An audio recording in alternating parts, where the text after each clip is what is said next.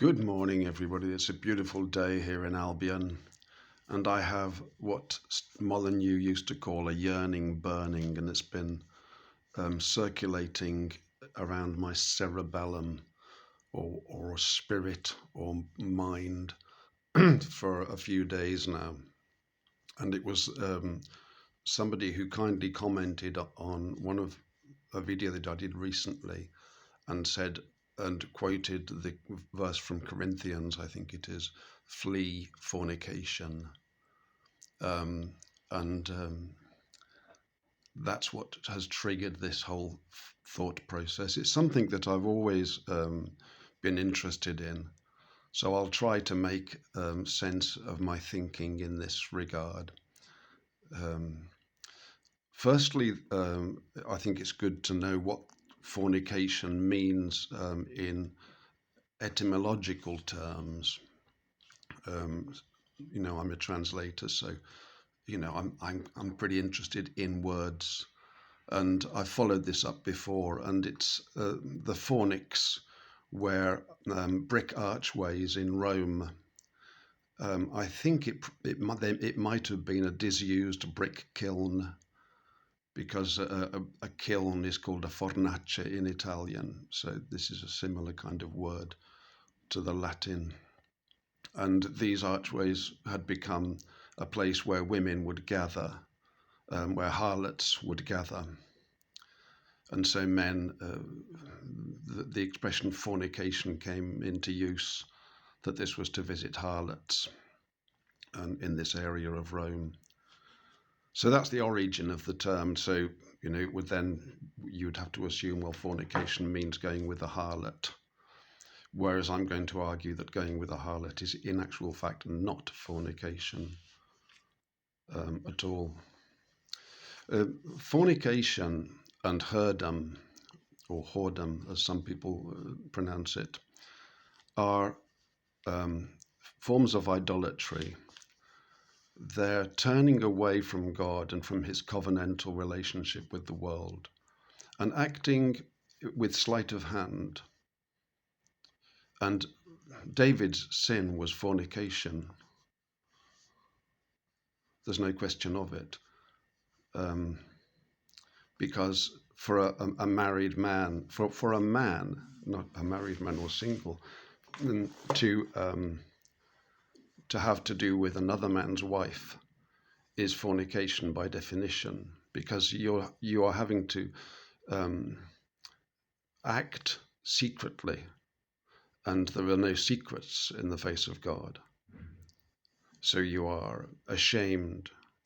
There is shame, and there is a sense of wrong.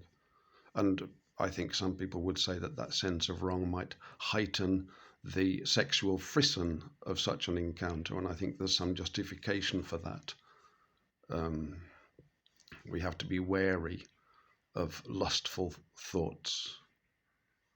They can be very, very dangerous, deceptive. Not that we can't have them, but we have to examine them carefully, I think. So, whoredom is the term that's used in Ezekiel 23, the whoredom of Samaria and the whoredom of Israel with other nations, acting again in completely flouting the authority of God, you see, in these kinds of gestures. If a man takes a woman, I would say biblically, then that implies that he's marrying her. That should be the corollary of that action. And he therefore really has formed what should be an insoluble bond with her. Of course, she might choose to act differently, but I'm addressing this from a male perspective. So anything really different from that I suppose you'd have to call it prostitution or harlotry, as it were.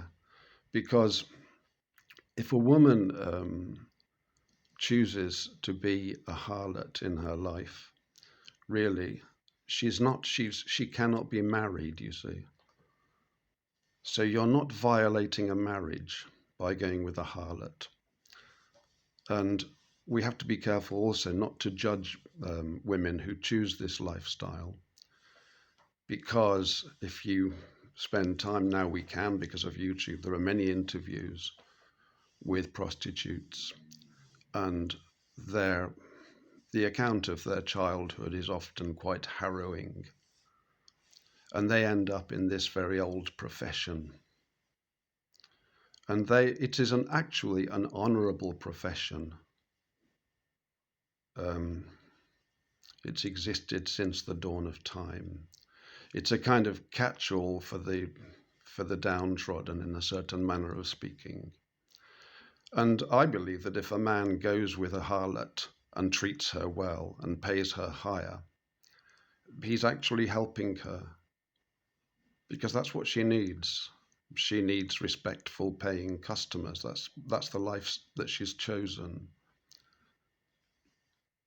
Now, so I don't think that actually qualifies as fornication at all. Fornication is a wickedness, you see, of hiding from God. Now, going with a prostitute, of course, we would feel ashamed of that, but that's more of a social pressure. I'm sure people could imagine that if we lived in a society where visiting prostitutes was quite a normal practice among men, then the social stigma would be removed and we could do this without shame. And another thing, I had the very good fortune many years ago to meet with a prostitute and a representative of a kind of cooperative of prostitutes that they were trying to create in Italy. I don't know whether they had any success. It was to do with state predation on their income and general harassment that these women of all ages and actually many men, if truth be told, far more than is normally believed or recognized. And so one thing that I learned from this lady, who would have been, I suppose, around about 45 years of age and was still working as a prostitute, is that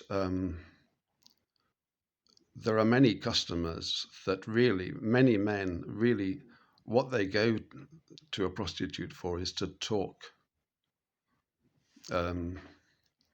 That's really what it's about for them. The sex thing can even be optional. They need to. They're lonely. They want somebody to talk to, and a prostitute, one of her skills is enabling men to talk, to relax, and to talk. I just don't see that this is a departure at all from the statutes that I understand in the Bible. I mean, of course, my understanding is limited. Now, in the matter of women, things change a little bit, of course, because a woman really is created by God to have one husband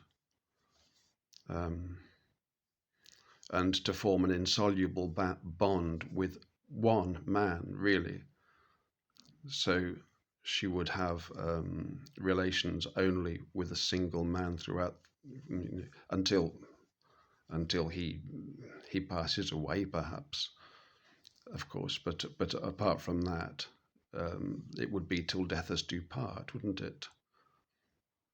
But I don't think the same rule applies to a man, and the Bible shows us that. I think a man can have as many wives as he pleases, and he can also go with a harlot if he so please, if he desires to do that without sinning in the face of God. Of course, if he does take another wife, he has formed an insoluble bond with another woman. He has to be able to support her and to really for the rest of her life. That's the deal. And the children that are born of that marriage. But I mean, there's nothing. I don't see anything unbiblical about it. I know that Adam and Eve, they were just one, but I mean, we're living in different times, and we are few, brothers and sisters, actually. We Israelites, we need to strengthen our ranks. And so if a man will take 2 or 3 wives, or if he can find 2 or 3 wives, I think more power to their elbows. The Lord loveth a full quiver.